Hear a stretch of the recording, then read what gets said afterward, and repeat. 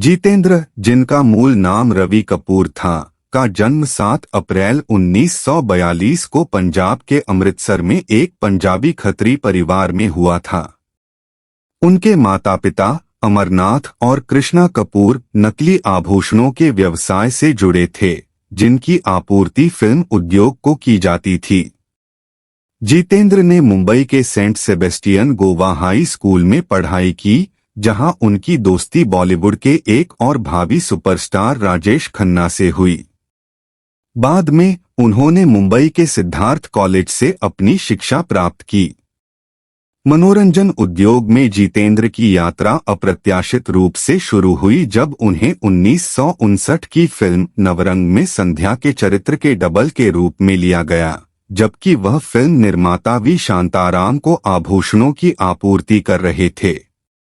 इस अवसर ने उनके अभिनय करियर की शुरुआत की और फिर उन्होंने कभी पीछे मुड़कर नहीं देखा।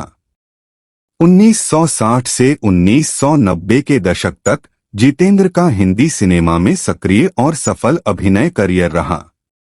उन्हें सफलता वी शांताराम की गीत गाया पत्थरों ने 1964 और बूंद जो बन गई मोती 1967 जैसी फिल्मों से मिली।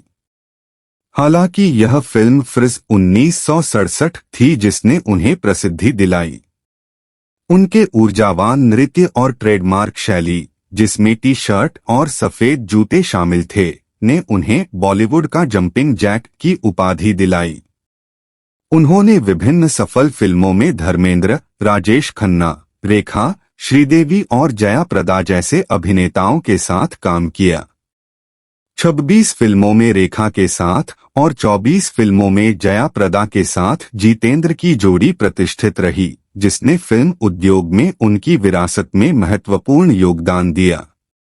अभिनय के अलावा जितेंद्र ने फिल्म निर्माण में भी कदम रखा और मनोरंजन जगत में अपनी बहुमुखी प्रतिभा का प्रदर्शन करते हुए बालाजी टेलीफिल्म्स और बालाजी मोशन पिक्चर्स के अध्यक्ष बने।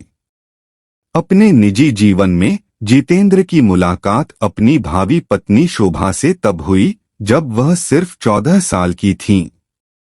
इन वर्षों में उनका रिश्ता फलता फूलता रहा और उन्होंने 1974 में जानकी कुटीर में एक सादे समारोह में शादी कर ली।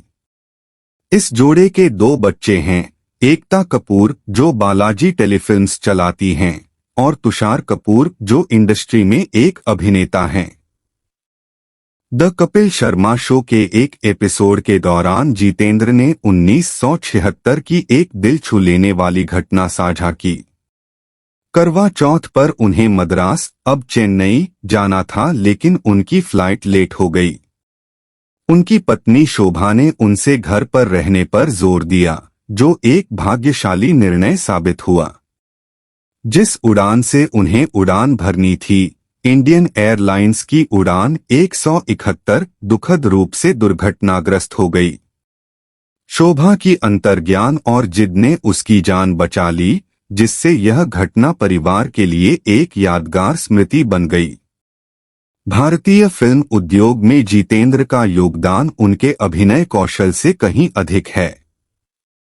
उनके स्थायी आकर्षण, नृत्य कौशल और विभिन्न अभिनेताओं के साथ सफल सहयोग ने बॉलीवुड पर एक अमिट छाप छोड़ी है।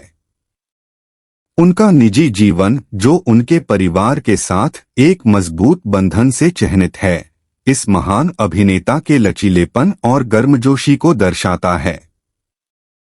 जितेंद्र की विरासत पीढ़ियों को प्रेरित करती रहेगी, जिससे वह भारतीय सिनेमा के क्षेत्र में एक प्रतिष्ठित व्यक्ति बन गए हैं।